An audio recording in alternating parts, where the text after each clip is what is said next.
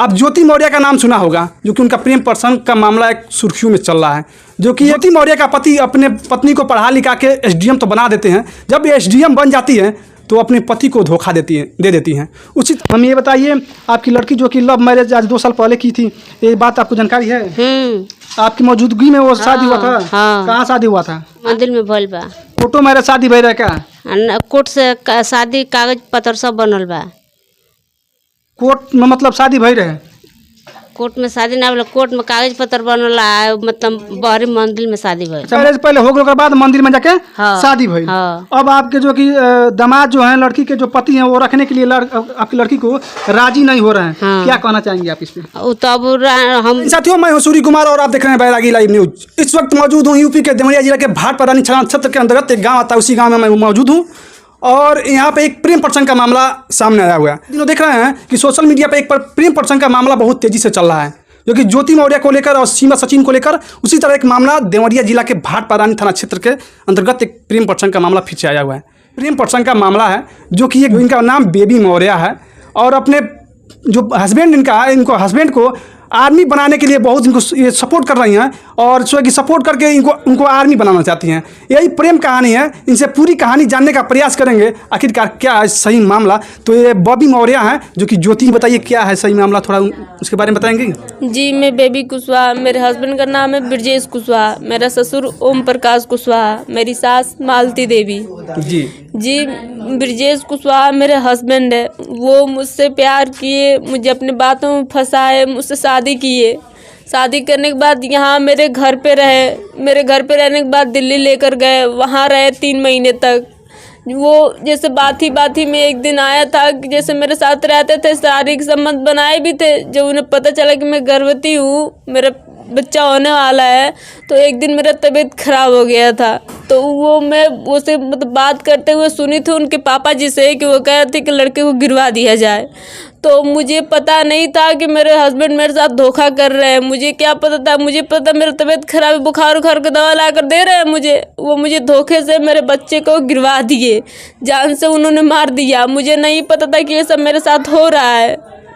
अच्छा, ये बताइए, आप उनके कितने दिन संपर्क में रहे? जो आपके पति ब्रजेश कुशवाहा हैं, उनके संपर्क में आप कितने दिन उनके साथ रहे? जी, मैं उनके साथ 3 साल से रह रही हूँ। मेरी शादी 6/10/2020 को हुई थी। मतलब ये शादी कहाँ हुई थी आपसे? उनसे कब मुलाकात और कहाँ कैसे हुआ था उनसे मुलाकात? जी, मैं अपने मौसी के घर पे शादी में गई थी, वहीं उनका घर है, और वहीं वो मुझे देखे, उनको प्यार हो गया। मुझसे प्यार किए, वो मुझे प्रपोज किए। मैं उन्हें मना किया, अपना हाथ काट लिए। वो मरने की धमकी देने लगे मुझे। जब वो मरने की धमकी देने लगे तो मैं कही कि मैं भी तुमसे प्यार करती हूँ। मैंने उनसे प्यार एक्सेप्ट कर ली। फिर वो बोले मुझे शादी करना है तुमसे। मैं बोली ठीक है, मुझे शादी करना है तो ठीक है, अपने मम्मी पापा को मनाइए आप, तो शादी कर लिया जाएगा। तो कह रहे कि मम्मी पापा के राखे बा कि हमके राखे बा। वो ऐसे बात जब बोले तो मैं जब प्यार किए हो तुम ही रखोगे, तुम्हारे मम्मी पापा तो रखेंगे नहीं मुझे। तो वो कह रहे कि चलो शादी कर लिया जाए। तो वो लड़का मेरे घर पे आया तो मैं उसे मना की कि अपने मम्मी पापा को मना कर आइएगा मेरे घर पे। तो यहाँ आकर नौटंकी करने लगा, यहाँ धमकी उमकी देने लगा, क्या कि यही जहर खा के मर जाऊँगा, तुम्हें फंसा दूंगा यहीं पे, नहीं तो तुम शादी करो। मेरी गाँव की औरतें सब थी यहाँ पे, वो सब बोली कि अगर लड़का मर जाई तो का मिली तोरे के, जो बियाह कर ले लइको ठीक बाटे, तेऊ ठीक बाटे, शादी वादी कर ले रहिए एक संगे। तो मैं गई देवरिया कोर्ट मेरे शादी करने के लिए। तो वहाँ हम नाबालिग थे, तो वहाँ मेरी शादी नहीं हो पाई, पर कोर्ट के ही थ्रू मुझे स्टाम्प पेपर पे साइन वाइन किया, वही शादी हुआ। कोर्ट के ही थ्रू मेरी शादी हुई थी। जैसे वकील मिलके मेरी शादी करवा दिए लोग। वहाँ से मैं देवरिया की जो मंदिर पड़ती है उसी मंदिर में गई, और वहाँ रीति रिवाज से मेरी शादी हुई।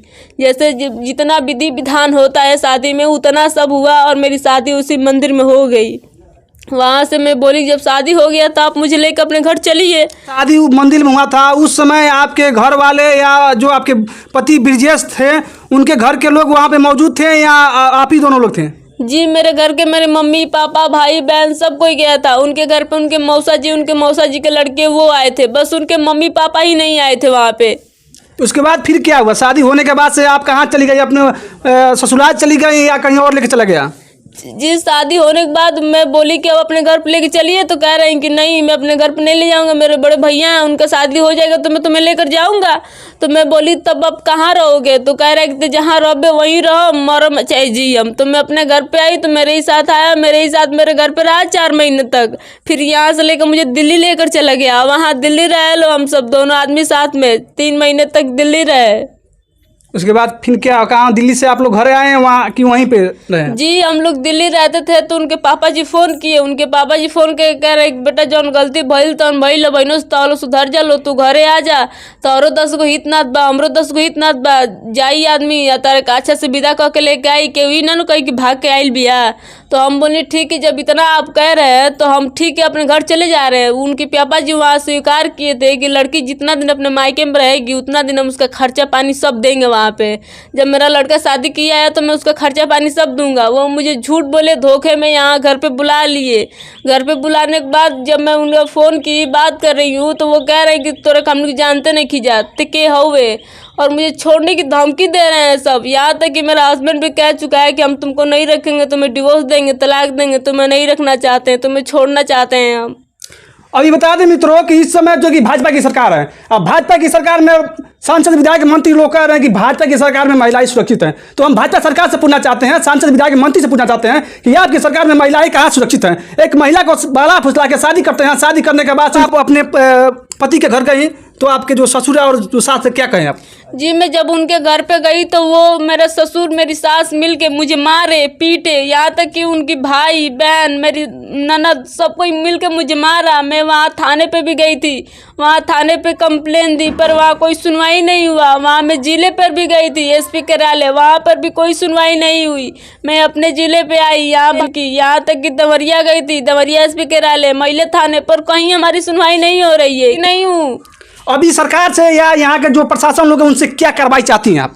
मैं यहाँ प्रशासन से यही कार्रवाई चाहती हूँ कि उनके खिलाफ कार्रवाई की जाए, उन्हें धरपकड़ किया जाए। अभी तक मामला कहाँ तक पहुँचा? आप अभी बता रहे हैं कि हम एसपी कार्यालय गए थे, एसपी कार्यालय में क्या कार्रवाई हुआ? जी वहाँ कुछ कार्रवाई नहीं है, वहाँ बस फ़ोन किया गया चौराखास थाने पे, चौराखास थाने पे फ़ोन किया, एसओ गया और लड़के को पकड़ के लाया, रात भर वहाँ पर रखा था, 191 चालान किया उसका। उसके बाद कोई कुछ बोला ही नहीं वहाँ पे। आप थाने पर रहते हो, आप एसओ, आपके ऊपर अधिकार है, आप लड़कों को बोलिए, धमकाइए, डरवाइए, तभी तो वो कुछ बोलेगा। वो सब कुछ बोलते ही नहीं है, उसके बाद पैसा दे देते हैं तो जो पैसा लेके चुप हो जाते हैं लोग। अभी लड़के से आप कितने दिन पहले संपर्क की थी? आप लड़के से कभी उनसे बात हुई थी आप? जी उसी चौराखास थाने पे जब वहाँ से फ़ोन आया तो लड़के को पकड़ कर रखे थे, उसी दिन का हमको लड़के का बात हुआ है। उस दिन से ये नहीं पता है वो लड़का कहाँ है, कहाँ रहता है, कहाँ नहीं रहता है, वो जीवित है या भी नहीं है, उसके मम्मी पापा उसे मार दिए या फिर उसे कहाँ रखे हैं, मुझे कुछ नहीं पता है।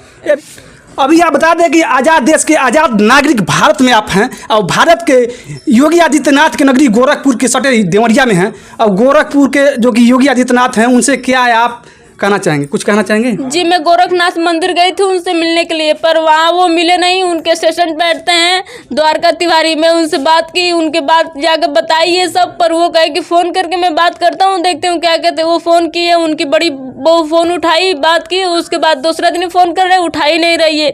तो ये कह रही है तुम जाओ घर पे, जब वो फ़ोन करेंगे तो हम तुमको बुलाएंगे, और आज तक फ़ोन ही नहीं किया, मुझे बुलाया नहीं, मेरे खिलाफ कोई कार्रवाई नहीं की जा रही है। अभी बताया जाए कि लड़का जो है आपका पति ब्रजेश कुमार कुशवाहा, उनका नौकरी आर्मी में लगने वाला है, क्या ये बात सही है या गलत है? जी वो मुझे जब दिल्ली लेकर रहते थे तो वो बोलते थे कि मेरी नौकरी लगने वाली है, यहाँ तक कि मैं उनकी हमेशा सपोर्ट करती थी, जो नहीं करना चाहिए वो भी करती थी उनके लिए। जब उनके पास नोटिस आया कि उनकी नौकरी लगने वाली है तो वो मुझे छोड़ के अब दूसरी शादी करने के लिए तैयार है कि मैं दूसरी जगह शादी करूँगा तो मुझे दहेज मिलेगा, पैसा मिलेगा। वो मेरी ज़िंदगी ख़राब करके किसी और के साथ रहना चाहते हैं। सचिन और सीमा को लेकर जो कि प्रेम प्रसंग का मामला है, जो कि सीमा पाकिस्तान से दुबई जाती हैं, दुबई से नेपाल और नेपाल के रास्ते भारत में एंट्री कर जाती हैं, जो कि उनका एक प्रेम प्रसंग का मामला सोशल मीडिया पर तेजी से वायरल चल रहा है। और बता दें जो कि इस समय देख लिया सुर्खियों में चल रहा है कि प्रेम प्रसंग का मामला, जो कि बहुत सारे लड़के शिकार हो रही हैं प्रेम प्रसंग के मामले में।